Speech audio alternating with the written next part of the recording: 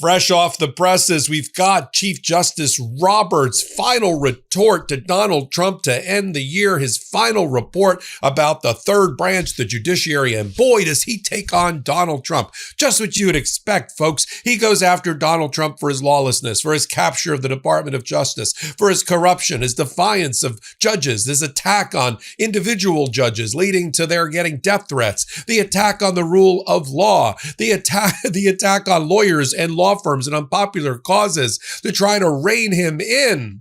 Yeah, it does nothing of the sort.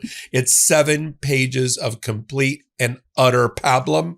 It could have been written by ChatGPT. If your 7th grade social studies student in your life had written this, you would tell him or her to go back to the drawing board.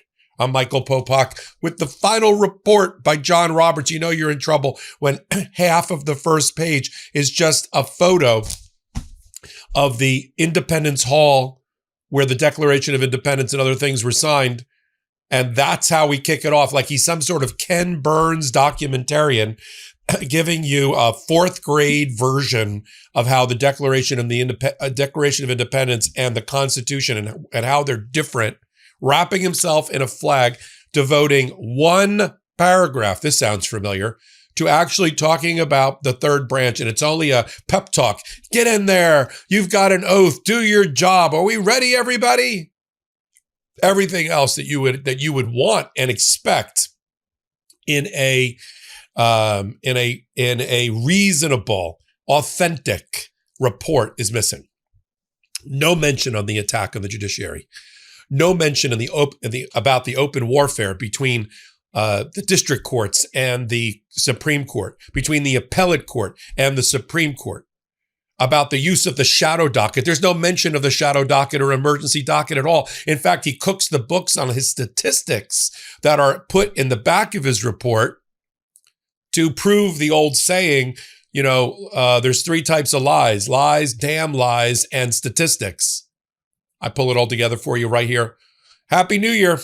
MeidasTouch Network. We're bigger, stronger with you than ever in 2026. Or we're going to need to be, because you see what the feckless, weak judiciary is doing about it. 2025 year-end report on the federal judiciary comes out. I'm one of the first readers of it on Jan 1. Can't wait to get my hands on it.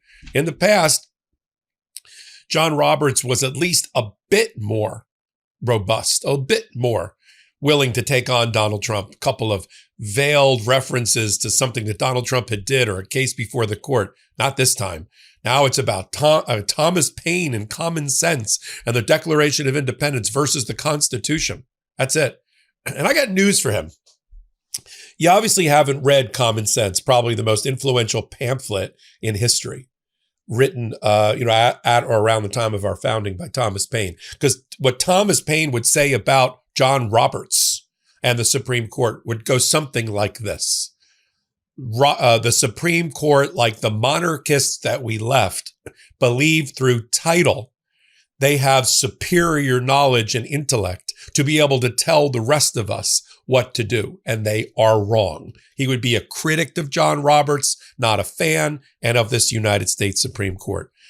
And this goes on for most of the 7 pages, that's it, of John Roberts. We get that. We get pictures of Thomas Paine. We get pictures of the Declaration of Independence. This is called make weight. Again, if you're 7th grade or younger social studies or history student gave you this to turn in as a report as a parent to review, you tell them to start all over again. All right, we go through the whole debate. And then things that he just misses the irony of, like the irony that he's relying so heavily on Thomas Paine, and Thomas Paine would hate John Roberts and what the MAGA Supreme Court has done. He says on page 5, for instance, that the concrete provisions of the 1787 Constitution fell short of honoring the abstract principles set forth in the 1776 Declaration regarding liberty and equality. Well, you're doing a good job at screwing up liberty and equality in your rulings. Why don't you try to actually move towards the aspirations of the Declaration of Independence in the way that you rule. But of course, that's lost on him. Here's the 1.5 paragraphs on page 7.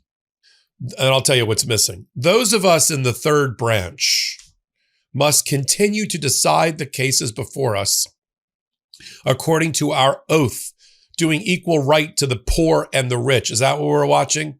Equality before the court, poor and rich, and performing all of our duties faithfully and impartially under the Constitution and the laws of the United States. Then he quotes Calvin Coolidge with the following quote: amid all the clash of conflicting interests, amid all the welter of partisan politics, every American can turn for solace and consolation to the Declaration of Independence and the Constitution of the United States, with the assurance and confidence that those two great charters of freedom and justice remain firm and unshaken.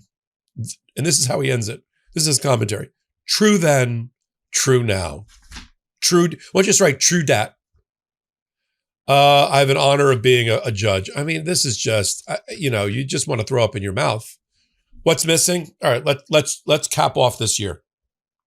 Open warfare between the district court judges who are ruling in favor of democracy and justice and the rule of law more than 95% of the time in the more than 400 cases before them, brought to rein in a lawless Department of Justice and Donald Trump.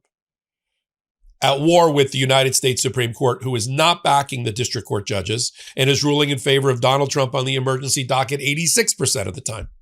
The appellate courts caught in the middle, also at war with the United States Supreme Court in a way I've never seen in 35 years of practice, and probably in our history.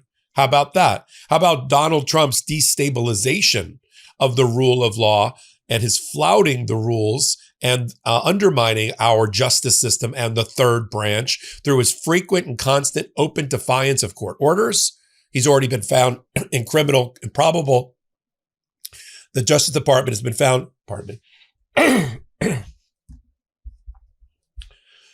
The Justice Department has been found in probable criminal contempt, and the administration by one judge. They're about to get another case tossed this year for vindictive prosecution in Tennessee. You've got the attacks on individual judges. You have a violence against judges, death threats, doxing. Where's that in the report? Where is Donald Trump's capture of the independence of the Department of Justice and corruption of the Department of Justice and what it does to our justice system? The fact that grand juries are rejecting this justice system, this Department of Justice, because they have no faith in it and is not returning indictments. Juries are doing the same thing. Judges who do not give the Department of Justice the assumption or presumption of regularity because nothing is normal in the Department of Justice. Where is that? Where is the discussion about ethics at the United States Supreme Court level as Clarence Thomas and the MAGA 6 continue to line their pockets with money from their donors and trips from their donors? Where is that? Nowhere. How about the use of, not just the use of the emergency shadow docket to bring on dozens and dozens of cases, which he conveniently leaves out, John Roberts, in this report from his statistics, but the fact that the Supreme Court MAGA 6 is complicit in over-empowering the presidency under Donald Trump to defeat the other two branches through the use of the shadow docket. No mention. Instead, I got to be subjected to a sophomoric, immature, third grader, fourth grader interpretation of American history, like he fell asleep during Ken Burns' American Revolution on PBS recently. Or maybe he left his ChatGPT on and that's what came out. Maybe. Let me go to the statistics that he puts to the back. Again, without any commentary, and he leaves out big parts of it. Let's start with his overview of the Supreme Court and the Supreme Court filings. He starts with sort of bragging about the lower amount of cases that have been filed at the court. So here on page 8 of 10, he puts up a chart about Supreme Court cases argued by term. When I graduated law school, they were doing about 100 cases a year out of tens of thousands of cases that are filed every year. Now he says it's down to 73 cases this past year. It's a decrease of 9%, everybody. Okay, that's because you took 20 cases on the emergency docket that are not reflected in the stats. These are just Supreme Court cases argued. That means oral argument. That's code word for actual proper writ of certiorari appeals. You know what I mean? 3 briefs, oral argument, deliberation, and an opinion. You know, the old-fashioned way, the way we expect our decisions, and then a 50 or 100-page opinion with dissents and concurrences that can guide the lower courts instead of one paragraph coming out of a shadow docket and then claiming that that is precedent to go bash district court judges. You didn't follow our precedent. And district court judges like Judge Young in Massachusetts are saying that one paragraph was your precedent? What kind of guidance is that? But because he slyly uses the word Supreme Court cases argued, he gets to cut off all the shadow docket, doesn't mention the shadow docket, doesn't mention it at all, or their complicity in working with the Trump administration effectively to do an end run around and come in the back door to the Supreme Court on a short track, short circuit, no oral argument, just go to your political corners and make a vote. No mention. He then talks about the increase in certain courts, of course, under the Trump administration. We have over 400 cases filed against the Trump administration. Is there any wonder that cases about administrative agencies and all other like constitutions is up 12% and 16%? That's the Trump effect, don't you think? No mention of it. On criminal cases, listen to this stat. In criminal cases, criminal immigration, up almost 30%. Drugs are down, firearms are flat, violent crime is flat, justice system attacks down 9%, but 27% up on immigration. Who paid for this? Who's paying for this? Who voted for this? But this pablum issued by Roberts tells you everything you need to know, that he's completely, it's not only that he's given up, because that suggests that he's been in opposition to Donald Trump. He's not in opposition to Donald Trump. He has been since the moment he got onto that court and then got the numbers with the additional bought and paid for members of the Supreme Court by lobby groups like the gun lobby and the abortion lobby, anti-abortion lobby. He finally got the numbers to reshape the court in his image.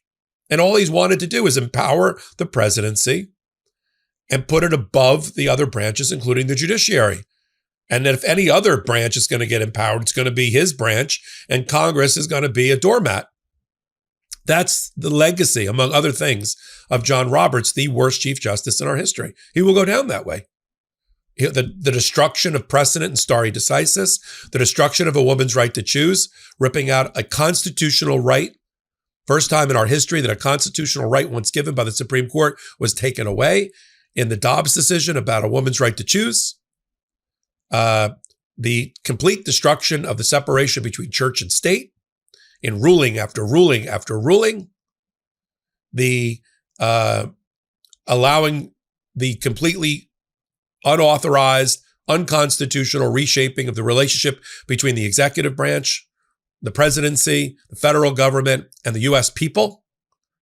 I mean, I could go on. All that conveniently missed. Instead, I've got to hear, this is how he starts his thing. I'll end it this way. I'll end where he starts. Page 1. 250 years ago this week, a recent immigrant to Britain's North American colonies put the finishing touches on a manuscript in which he hoped to express plain truths about his newly adopted home.